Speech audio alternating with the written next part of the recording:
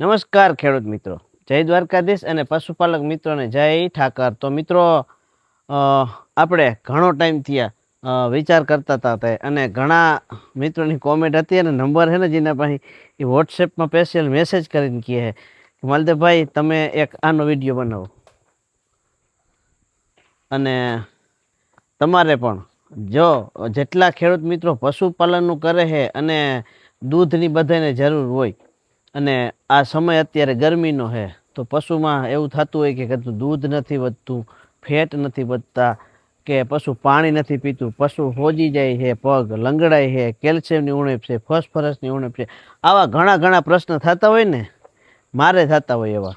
અને આપણે એ વિશે જ વાત કરવાની છે કે ભાઈ તબેલો કરવો છે પણ તબેલાની અંદર ખર્ચા જબરા બધા થાય છે।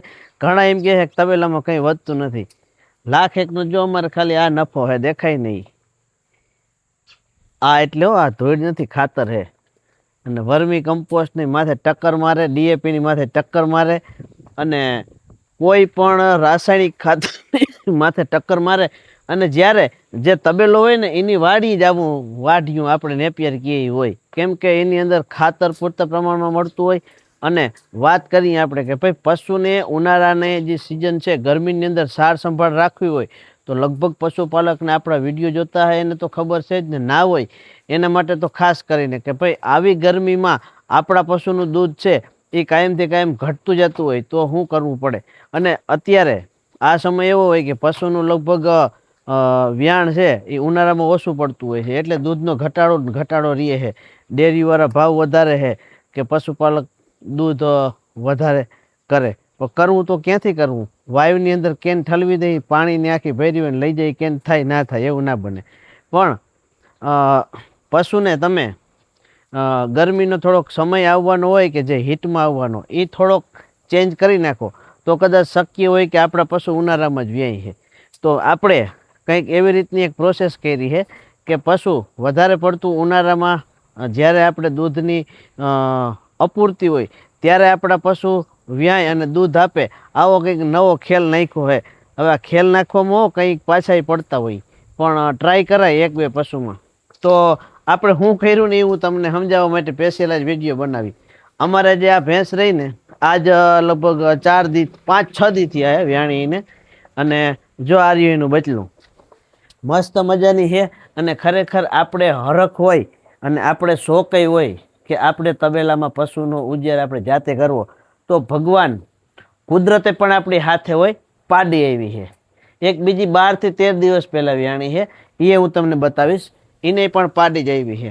અને ત્યાર પછી હું તમને બતાવીશ કે ઉનાળાની સિઝનમાં ભરપૂર દૂધ જોતું હોય તો હું આ પશુમાં ફેરફાર કરવો પડે નહીં, આ એક નવી વસ્તુ છે એટલે આમાં વધારે રવાડે ના ચડતા, કેમ કે 1, 2 કે 3 પશુ હોય ને એમાં કરાય। આખા તબેલાની અંદર તમે કરવા જાઓ તો કદાચ તમે પાછા પડી શકો। તો આ એ વ્યાણી છે આપણે, આને 12 થી 13 દી થયા છે અને આનું બચ્ચું આગળ ઊભું છે અને આ બધી હવે ગાભણ છે, પારેટ થવાની તૈયારીમાં છે। આ અમારો હાથી રહ્યો, આ હાથી અત્યારે 6 લીટર દૂધ કરે છે ને હાથી અમારો કમ્પ્લીટ થઈ ગયો છે પાછો, એ મહિનાથી જેવું થઈ ગયું છે, ગાભણી છે। અને જો અરે ઊભી થા ઊભી, જો પશુને પણ ખબર પડે આપણે આવીને એટલે એ પણ છે ને આપણા હમું જરાક હાલે, કેમ કે એને આપણે એક વસ્તુ છે ને કે પ્રેમ થઈ જાય માણસ હારી અને આપણે એને લાડ કરીને તો ખરેખર આ નાના બાળક જેવું જ છે। અને આ 12 થી 13 દિવસની થઈ છે અને તો હવે તમારે એવું હોય ને કે આ માલદેવભાઈ કંઈ શોખવેટ કરે કે ઉનાળાની સિઝનમાં દૂધ જોતું હોય તો શું કરવું પડે?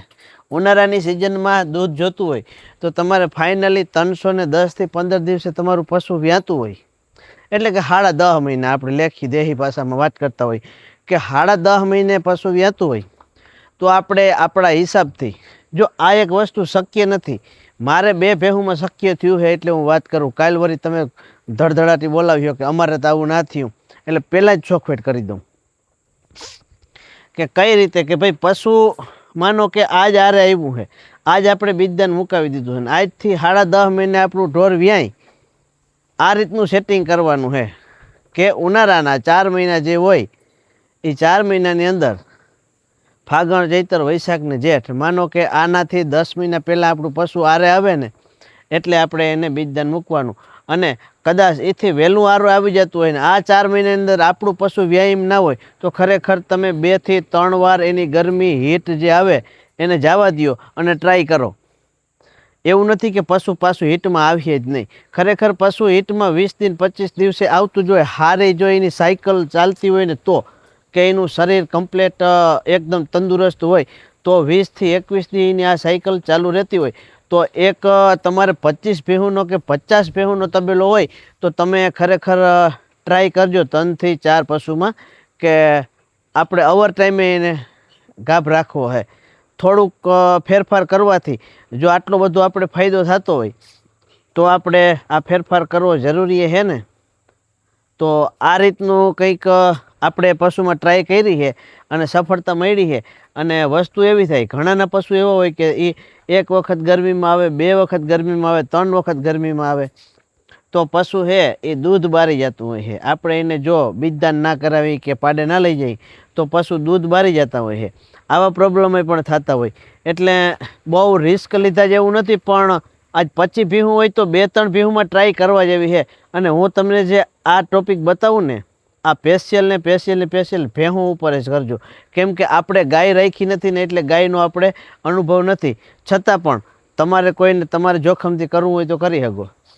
અને આ વસ્તુ એક જોખમી જ છે પણ ટ્રાય કરવામાં કંઈ જાતું નથી, બરાબર. અને વધારે પડતો પશુનો આરે આવવાનો સમય છે જે ગરમીમાં આવવાનો, આ લગભગ ઓગસ્ટ, સપ્ટેમ્બર અને ઓક્ટોબર મહિનામાં વધારે પડતું ગરમીમાં આવતું હોય. અને જેમ જેમ હિયારાનો ભાગ આવતો જાય તેમ તેમ પશુ છે એ ગરમીમાં આવવાની કોશિશ કરતું હોય. પણ થોડીક એની ગરમીને રોકી અને આગળના મહિનાઓમાં લઈ તો પાછું ઉનાળે વ્યાય. આ ટાઈપનું કંઈક ટોપિક આપણે કર્યું છે ને એમાં આપણે ફાયદો પણ થયો છે. તો તમને આ રીતનું કરવાની હું સલાહ નથી દેતો, પણ તમે ટ્રાય કરજો જો જીગર પડે તો. કેમ કે હું વિડીયોમાં કહી દઉં અને તમે એવી ટ્રાય કરવા જાઓ અને કદાચ તમારે એવું થાય કે ભાઈ અમારું પશુ પાછું ગાભણ જ નથી રહેતું, કે દૂધ બારી ગયું છે કે ઠોડ થઈ ગયું છે, તો આવો પ્રશ્ન એ થાય. તો માટે તમારે આ રિસ્ક લેવી હોય તો તમારા જોખમે લેજો, હું કહીથી ના લેજો. અને બીજી રહી વાત કે અત્યારે ઉનાળાની સિઝનમાં લગભગ આપણે જોતા હોય કે પશુને લીલો ચારાની ઉણપ જ હોય. તો લીલો ચારો ફૂલ કરવા માટે આપણે શું કરવું પડે? ખરેખર એમાં શક્ય છે વાઢડી, જાહેર અને નેપિયર. મારા પાસે નેપિયર છે એને મારે વખાણ નથી કરવા, પણ હું તમને દેખાડું કેટલું જાડું છે અને કેટલું છે ને પોચું છે. એકદમ જાડું છે એની સામે પોચું છે. નેપિયર નકર બરડ થઈ જાય અને એકદમ હેડી જેવું કઠણ પણ થઈ જતું હોય. અને આપણી પાસે છે એ નેપિયર એટલું જાડું છે ને તો એ હાવ પોચું છે. અને જો હજી તો વાઢો નથી થતા, ગાંઠ ફૂટવાની તૈયારી થઈ ગઈ છે. અને તમે જોવો જાડું તો છે. અને નેપિયરની અંદર ખાલી ચક્કર મારશું ને તોય તમને ખબર પડી જાય કે આ જાડું છે. પણ વિડીયાને લાંબો નથી કરવો, આપણે ટૂંકેથી પતાવવું છે. એટલે નેપિયરનો વિડીયો પાછો ક્યારેક ફરીથી બનાવ્યું, પણ મેં કીધું આ ટોપિક જરૂરી કરજો.